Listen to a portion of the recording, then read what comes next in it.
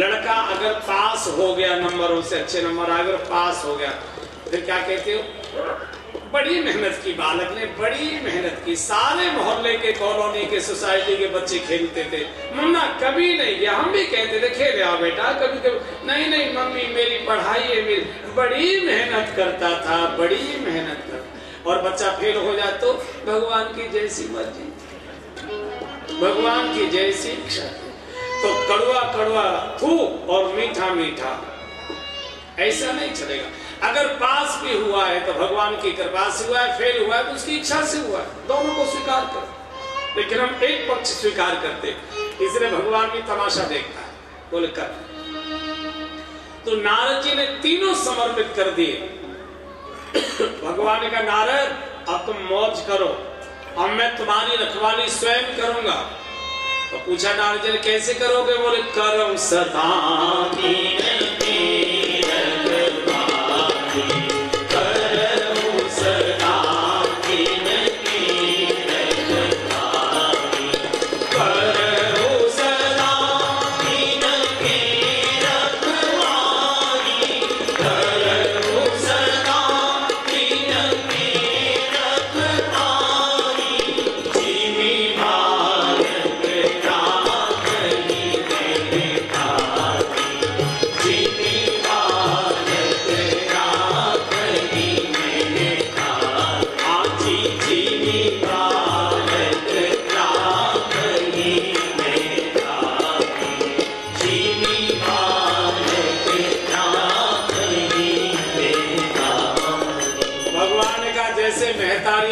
की रखवाली करती है। मेहतारी शब्द मेहतर से बना है। भगवान भक्त के लिए मेहतर बनने को तैयार है। जो कार्य मेहतर करता है वो तेरे लिए मैं करूं।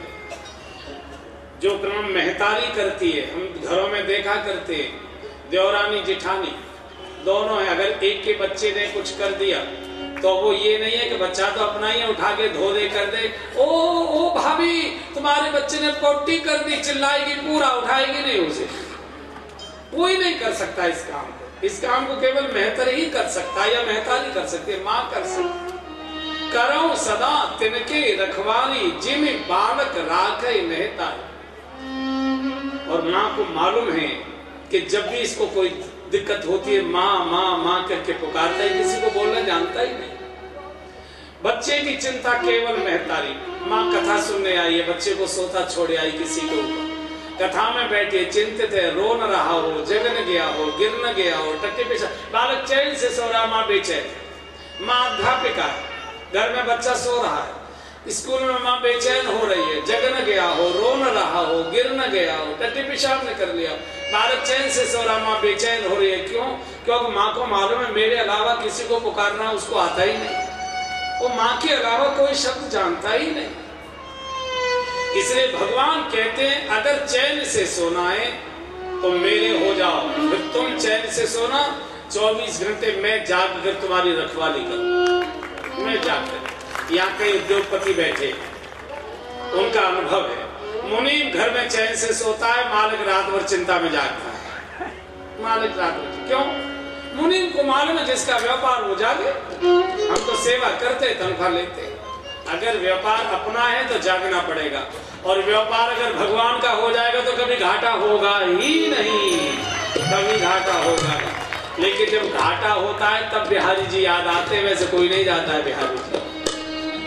तब फिर देवता याद आते, तब गुरु जी याद आते, तब महाराज जी याद आते, तब तीर्थ याद आते। और जब ठाट वाट से चलते तो याद ही नहीं, टाइम ही नहीं मिलता, जाने का तो बहुत मन करता, टाइम ही नहीं मिलता। भगवान कहता चिंता मत कर, बनाऊंगा, मुर्गा फिक्र मत कर, उछल कूद कर ले, बना। तो भगवान के हो जाए, और जो भगवान को समर्पित हो जाते हैं, भगवान कितने गिरकर उसकी रक्षा करते। भक्त से कहते चैन से रहे और मैं तेरे लिए बेचैन रहूंगा, चिंता तुझे करने की जरूरत नहीं, बेचैनी मुझे दे, तू चैन से रहे। मैंने बहुत बार ये प्रसंग सुनाया महाभारत का, कि जो भगवान का हो जाता है वो भक्त कितना निश्चिंत हो जाता है। महाभारत की घटना है, युद्ध चल रहा था, अर्जुन के बाणों से दुर्योधन की सेना गाजर मूली की तरह कट रही थी। तो दुर्योधन उस समय भीष्म पितामह ये थे, सेनापति। तो दुर्योधन ने जाकर भीष्म दादा को फटकारा, दादा ऐसा लगता है कि या तो आप अंदर अंदर पांडवों से मिले हो या आप आधे मन से युद्ध कर रहे। बोले कैसे? बोले मेरी सेना की दुर्दशा हो रही है और क्या करूं। बोले अच्छा ऐसा लगता है तुझे? हाँ। बोले जा, कल का सूर्यास्त तब होगा जब रणांगण में अर्जुन की लाश गिर जाएगी। अब भीष्म की प्रतिज्ञा झूठी तो हो नहीं सकती। चंद्र टरे सूरज टरे टरे जगत व्यवहार। पूरे पांडव शिविर में शोक छा गया। अर्जुन न रहा तो महाभारत का अर्थ क्या है? और सबसे ज्यादा चिंतित हुए भगवान द्वारकानाथ। इनको दो चिंताओं ने सताया। भीष्म की प्रतिज्ञा तोड़ी नहीं जा सकती और अर्जुन को मरवाया नहीं जा सकता। कल क्या, कल क्या? और दोनों विरोधाभासी। कल क्या? भीष्म की भी प्रतिज्ञा बचे और अर्जुन के भी प्राण बचे। कैसे हो सकता है? और इस चिंता में भगवान इधर से उधर, इधर से उधर, इधर से उधर। कल क्या होगा? पसीना पहुंच रहा है, पसीना पहुंच रहा है। और युद्ध हुआ है अघ्यन मास में। कार्तिक में युद्ध प्रारंभ हुआ था। महाभारत के तो कार्तिक में ठंड पड़ना प्रारंभ हो जाती है। अघ्यन का है ये। जाड़े में पसीना आ रहा है भगवान को, जाड़े में पसीना। 1 बज गया रात। भगवान ने सोचा देखो अर्जुन क्या कर रहा है, उस पर क्या बीत रही हो। उसका टेंट उघाड़ कर देगा तो भर भर खर्राटे ले रहा था। भगवान ने कहा भैया कमाल हो आदमी है, जागू कल मरनो है और इतने आराम से सो रहा है। तो भगवान ने इसको जगाया। अर्जुन ऐ अर्जुन ऐ पार, अभी आप सोई नहीं? अरे बोल तू सोने की बात कर रहा है, तुझे नींद कैसे आ रही? बोल बहुत गहरी नींद आ रही, आज बहुत थक गया था, क्यों जगा दिया आपने? बावलों किसी बातें मत कर। अरे तूने भीष्म प्रतिज्ञा सुनी है कि नहीं? बोला हाँ सुनी है। तो तुझे ये मालूम नहीं है कि भीष्म प्रतिज्ञा झूठी नहीं होती? बोल हाँ मुझे मालूम है कि भीष्म प्रतिज्ञा झूठी नहीं होती। तो तुझे ये नहीं समझ में आ रहा है कल तेरी मौत होने वाली? बोली ये भी मुझे मालूम है कल मेरी मौत होने वाली है। तो भगवान ने कहा भले आदमी, तू तो ऐसे कह रहा है जैसे कल मुझे चॉकलेट मिलने वाली है। जब तुझे मालूम है कि भीष्म प्रतिज्ञा झूठी नहीं हो सकती और कल तेरी मौत होने वाली है, इतना जानने के बाद भी तू निश्चिंत होकर सो कैसे रहा है? तुझे नींद कैसे आ रही? जब ये पूछा कि तुझे नींद कैसे आ रही, अर्जुन बैठे और अर्जुन ने भगवान के दोनों चरण पकड़े और कहा भगवान ये आप हमसे प्रश्न करते हैं कि तू चैन से सो कैसे रहा है? अरे जब मुझे ये मालूम है कि मुझे बचाने वाला बेचैन होकर जाग रहा है तो मुझे जागने की जरूरत क्या है? मैं तो चैन से सोवे सुख तुलसी भरोसे सीताराम। बालक माता पिता की गोद में चैन से सोता है। आपने बालक देखा है सोते हुए? बालक करवट से नहीं सोता। बालक कैसे सोता है? हाथ पैर फैला के सोता है। ये निश्चिंतता की नींद होती है। ये निश्चिंतता की चिंता जो करके सोता है ऐसे सोता। जितने चिंतित लोग सोते हैं वो ऐसे सोते हैं और जितने निश्चिंत लोग सोते हैं वो इसलिए जो ऐसे सोता उसको खर्राटे खूब आते हैं। खर्राटे वही दे पाएगा जो निश्चिंत है। बाकी तो पहले नींद आवे तब तो खर्राटे आवे भाई, पहले नींद आवे तभी तो खर्राटे आवे, नहीं तो खर्राटे कैसे आए? सोए सुख तुलसी। हमारे राजधारी गाते हैं ना, काहू के मन भजन है और काहू के आचार, व्यास भरोसे उमर के भैया सोवत आम पसार। भक्त को पैर पसार कर सोना है तो सारा वजन की गठरी भगवान के सिरहाने रखे आओ, पैरों की ओर नहीं, सिरहाने रख दो ताकि उनका सिर दर्द शुरू हो जाए। भगवान का सिर दर्द करिए। देखिए जब घर में बच्चा पैदा हो जाता तो माता पिता का खुशी तो होती है लेकिन सिर दर्द बढ़ जाता है। पालो पोसो लिखाओ पढ़ाओ शादी करो, एक प्रकार का सिर वो होता मीठा मीठा है। अब मीठा होता है कि खट्टा होता है तो तुम जानो, लेकिन होता। भगवान का सिर दर्द बढ़ाइए, अपनी सारी चिंता की गठरी वहां रखो। भगवान हम तुम्हारे, हम कुछ नहीं जानते। तो जो तुम्हारा हो मेरा हो जाता है, मैं उसकी रक्षा करता हूं महतारी की तरह। और अपने भक्त की रक्षा चिंता भगवान किस सीमा तक गिर करता है। दूसरा भाग सेनाएं कुरुक्षेत्र पहुंच गई। भीष्म पितामह ने दुर्योधन को बुलाया, कहा दुर्योधन मैं जब सायंकाल संध्या करके उठूं उस समय अपने पत्नी को लेकर आना, वो मुझे प्रणाम कर लेगी, मैं सौभाग्यवती का आशीर्वाद उसे दे दूंगा और उससे आशीर्वाद होगा पर 1000 अर्जुन भी तेरा कुछ बिगाड़ नहीं पाएंगे, जा। ये बात किसी प्रकार जासूसों के द्वारा भगवान कृष्ण के कान में पहुंच गई कि आज भीष्म दादा और दुर्योधन की पत्नी को आशीर्वाद देने वाले। भगवान समझ गए भीष्म का आशीर्वाद हो गया तो 1000 अर्जुन भी दुर्योधन का कुछ बिगाड़ नहीं पाएंगे, अब क्या हो। तो भगवान दौड़कर द्रौपदी के शिविर में आ गए। द्रौपदी जल्दी खड़ी हो, जल्दी चलो। कहाँ चलना है, हड़बड़ा करो, बोले बात करने का समय में, जल्दी चल। कहाँ चलना है, भीष्म दादा के शिविर पर चलना है। उन्होंने दुर्योधन की पत्नी को बुलाया, उससे पहले तुमको जाना, उसको अगर आशीर्वाद मिल गया फिर मैं तुम्हारे खुले केश बंधवा नहीं सकता, फिर मेरे हाथ में कुछ नहीं रहेगा, इसलिए उससे पहले तुमको आशीर्वाद मिलना चाहिए। द्रौपदी का महाराज कैसे जाएंगे वहां, दुश्मन का शिविर है, हमको कौन जाने देगा। और मान लो वो अगर आ गई तो बोले वो अभी नहीं आएगी, मुझे मालूम है पहले ब्यूटी पार्लर जाएगी तो आएगी। और भगवान इतना खतरा लेकर द्रौपदी को ले आए, बोले 5 बार प्रणाम करना, चप्पल बाहर उतार गई, अंदर प्रवेश कर गई। भीष्म ध्यान में बैठे थे, संध्या कर रहे थे। भगवान ने सोचा इसी बीच में कोई आ गया, द्रौपदी की चप्पल पहचानी गई तो अभी बवंडर बचेगा। तो भगवान ने द्रौपदी की चप्पल उठाई और अपने पीतांबर में लपेटी, बगल में लगा ली। फिर भगवान को दूसरी चिंता लगी, बोले मुझे भी कोई देख लेगा तो बवंडर बच जाएगा, कोई जोड़ तोड़ करने आ जाएगा। तो भगवान एक बड़ा सा मोटा पीपल का पेड़ था, उसकी 8 में जाकर छुपकर खड़े हो गए।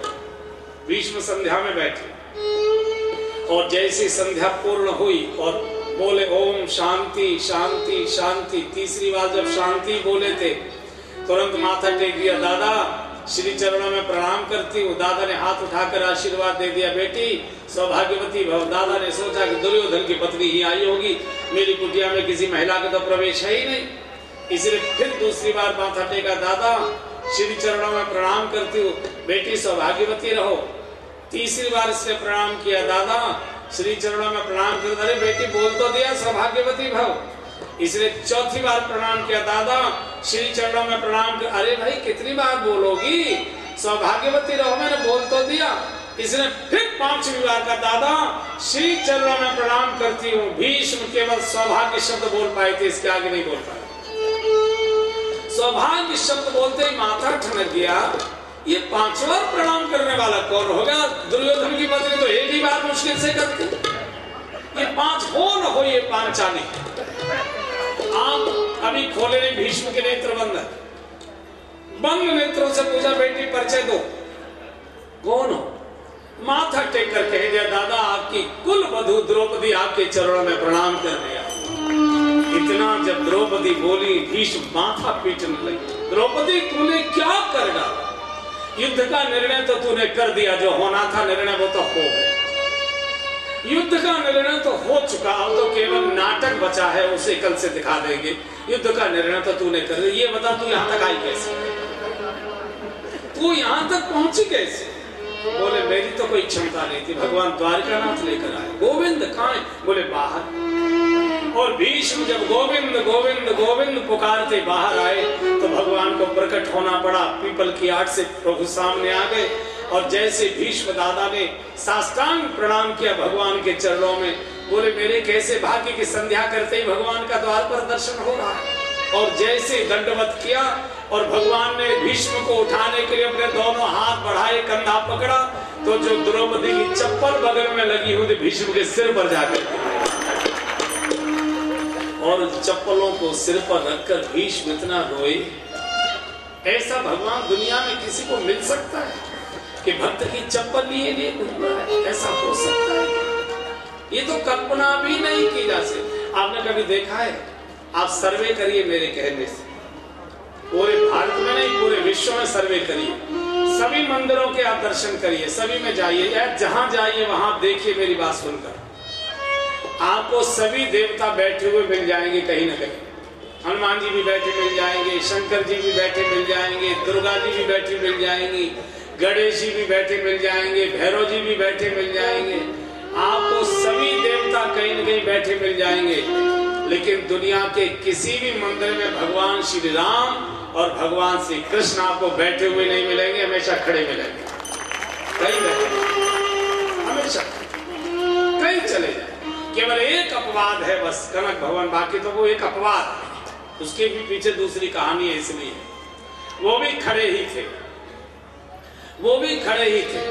लेकिन रानी ने कहा कि मैं आपको जमाई बनाकर लाई हूं, और जमाई खड़ा अच्छा नहीं लगता, जमाई खड़ा रहता तो जम जैसा लगता है, जमाई बैठा हुआ मीठी बातें करता अच्छा लगता है। आप मेरे कहने से बैठ जाइए। पहले भगवान वहां भी खड़े थे, फिर भगवान को बैठना पड़ गया। बाकी सारे विश्व के इतिहास में किसी भी जगह कहीं भी आपको भगवान राम और भगवान कृष्ण बैठे नहीं मिलेंगे। एक बार हमारे तरुण जी जैसे कोई भावुक भक्त ने भगवान से पूछ लिया, प्रभु सभी देवता बैठ जाते हैं, आप कभी बैठा नहीं करते, क्या बात है, आप बैठते क्यों नहीं? बोले मन तो करता है बैठने का, थकान बहुत हो जाती है, फिर बैठते क्यों नहीं? बोले मजबूरी है, खड़ा रहना हमारी मजबूरी है। पूछा क्या मजबूरी है? बोले बैठकर कई बार खड़े होने में आलस से आ जाता है। आप बैठे हो और उठने का मन नहीं कर रहा है, और स्विच ऑन ऑफ कराना है, आप किसी को बोला जरा स्विच दबा देना, जरा वो ग्लास ले आना, जरा ये करना। बैठकर कई बार खड़े होने में आलस से आ जाता है, इसलिए हम खड़े रहते। प्रभु क्यों खड़े रहते हो? बोले इसलिए खड़े रहते, पता नहीं किस भक्त की पुकार कब आ जाए, इसलिए उसके लिए दौड़ने को तैयार खड़े रहते, कब दौड़ना पड़ जाए तैयार। बैठकर खड़े हो और फिर दौड़े, थोड़ी देर लगती है, इसलिए तैयार खड़े, कब द्रौपदी पुकारे और कब हमको दौड़ कर जाना पड़े। ऐसा भगवान इसको सूर ने गाया है। कोई घनश्याम सा नहीं देखा, कोई घनश्याम सा नहीं देखा, जो भी देखा वो बेवफा देखा, जो भी देखा वो बेवफा